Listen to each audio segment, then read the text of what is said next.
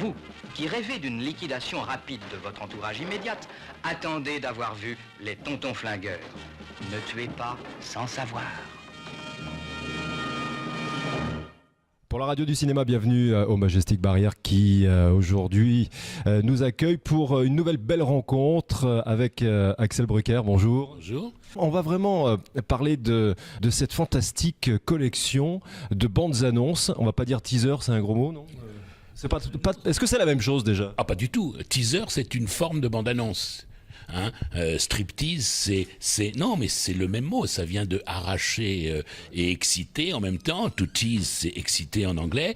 Et un teaser, c'est une forme de bande-annonce sous la forme d'un teasing, c'est-à-dire de ne pas montrer pratiquement rien du film, mais de donner envie par un teaser. C'est par exemple Tati Daniel et le slogan qu'avait inventé Châtilliez avant même de tourner son film, c'est Tati Daniel, vous ne la connaissez pas encore, mais elle vous déteste déjà. Sorti le 23 mai. Voilà, c'est ça le teaser. Si je veux.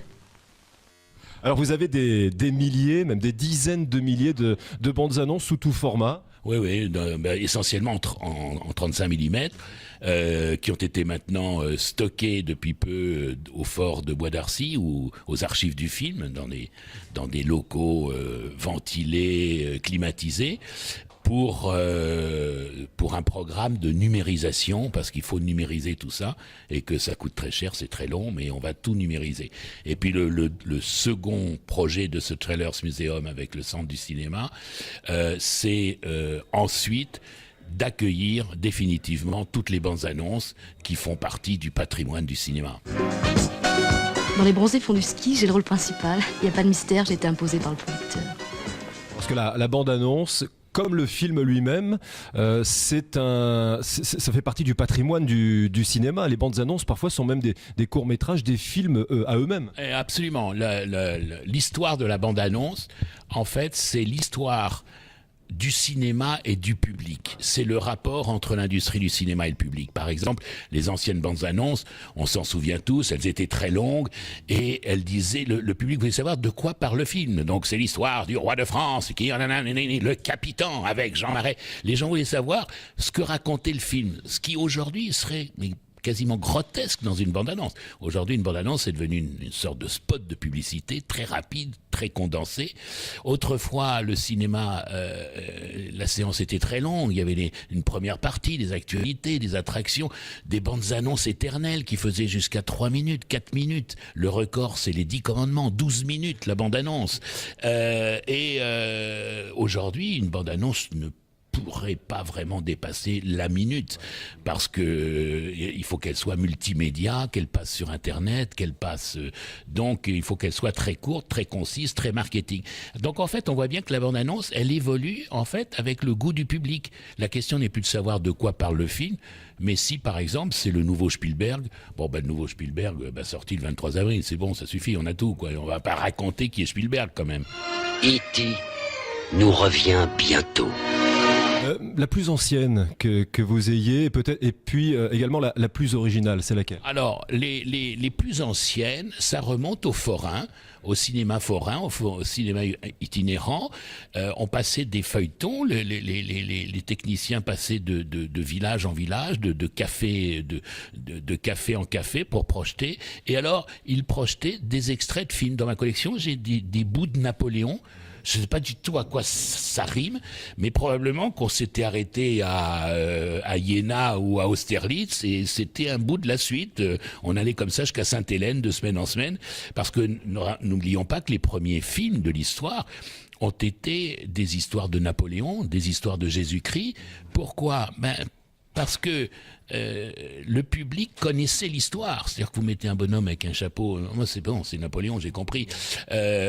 Donc le public devait comprendre l'histoire à l'époque du cinéma muet, adhérer très vite. Donc c'était des bouts de films.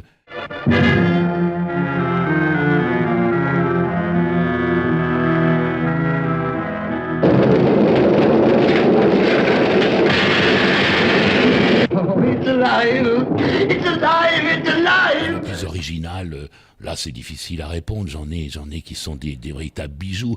En tout cas dans les nuits de la bande-annonce, la bande-annonce la plus applaudie régulièrement et qui fait maintenant l'ouverture de mes nuits de la bande-annonce, c'est la bande-annonce de Détective de Godard, qui est réalisée par le producteur lui-même du film, par Alain Sard, Avec Fiona Gélin. voilà, et qui ne veut pas aller voir le film, et le mec la bute. Alors ça, aujourd'hui, c'est inimaginable dans le politiquement incorrect.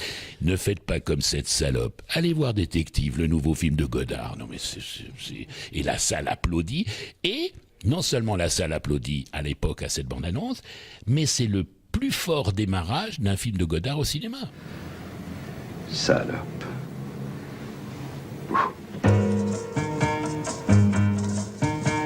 Bon, on va fâcher personne. Vous avez des exemples de bandes-annonces qui sont meilleures que les films? On ne trompe pas le public, que ce soit en publicité ou que ce soit au cinéma, c'est impossible. Faire croire au public que c'est un chef-d'œuvre alors que c'est une daube, c'est ça. On n'a pas trouvé le magicien pour ça. Alors, la bande-annonce meilleure que le film, bah bravo, bien joué. Ça ne fera pas marcher le film. Parce que qu'est-ce qui fait marcher le film? Vous le savez très bien dans votre radio du cinéma. C'est le public, c'est le bouche-à-oreille. C'est le rôle de la bande-annonce, c'est simplement, c'est une sacrée mission, de faire démarrer le film, de faire qu'il y a un public le premier jour à 14h et puis le week-end suivant. Donc, ce qu'il faut, c'est dire la vérité du film, mais on peut le dire avec humour, avec intelligence. Si c'est un petit film sur Jeanne d'Arc, ne faisons pas croire que c'est une production américaine sur Jeanne d'Arc. Non, c'était le défaut d'un certain Jeanne d'Arc. Hein. On faisait croire, mais on sourit, quoi. Alors que c'est un film intimiste sur Jeanne d'Arc, comme peut l'être, par exemple, le procès de Jeanne d'Arc, qui est un chef-d'œuvre. Donc voilà, faut pas tromper le public. La mauvaise bande-annonce, c'est la bande-annonce qui essaie de tromper le public. Et le public adore les bandes annonces, j'en suis témoin depuis des années que j'organise des festivals de bandes annonces. Le public adore les bandes annonces, il adore les bonnes bandes annonces et il adore aussi les mauvaises bandes annonces. Moi j'ai vu des bandes annonces nullissimes applaudies. Par exemple, le Serment, le film de Bernard-Henri Lévy. Les gens applaudissaient dans la salle tellement c'était tellement c'était prétentieux, avec Bernard-Henri Lévy qui est au téléphone avec le président des États-Unis. I want some more planes. I want some more planes. Ensuite, il appelle le président de la République française. Écoute-moi, Nicolas, il faut attaquer, il faut attaquer. Et le jour de la sortie, à 14h, il n'y a personne dans les salles, personne. Je crois que le film a fait une vingtaine d'entrées dans la journée. C'est-à-dire, j'avais dit à l'époque que Bernard-Henri Lévy avait inventé la projection privée publique. Donc, ma question est qu'est-ce qu'il faut faire ? Et donc je disais oui, les bandes annonces qui en disent beaucoup trop. Ça y est, on connaît toute l'histoire. Bien sûr. Alors ça, c'est la bande annonce démodée, c'est la bande annonce d'autrefois.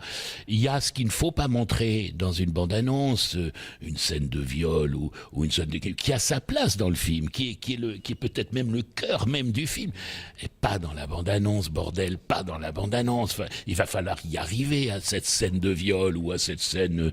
Bon, donc voilà, ça, ce sont les bandes annonces qui veulent trop montrer. Vous savez, souvent la plus mauvaise bande-annonce, c'est celle qui est réalisée par le réalisateur lui-même du film. Alors, il a fait un film sur la mort de sa maman qui dure 2h40, et alors on lui dit on va en faire 3 minutes, il en est incapable, et alors machin, et il y a acteur, et il y a tel acteur, et il veut faire plaisir à tout le monde. La bande-annonce, c'est un métier de spécialiste.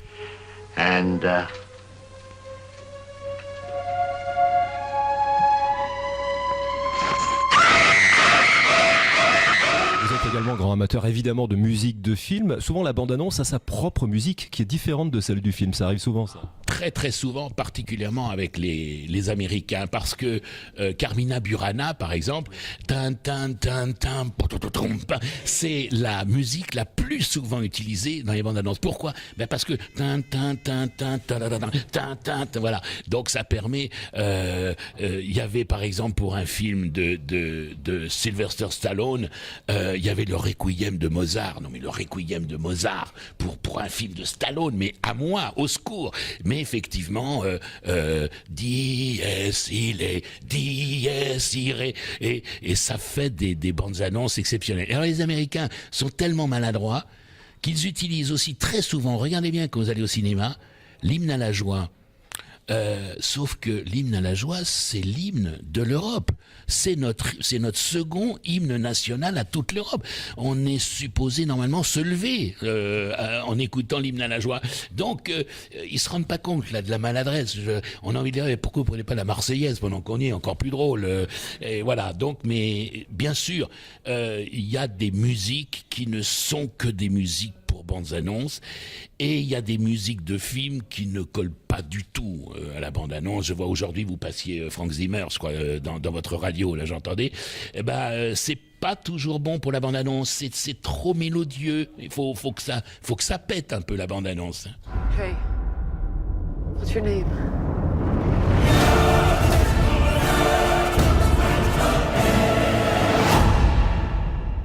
La volonté ultime que vous voudriez pour votre collection, bon, ça fait partie du patrimoine du cinéma évidemment.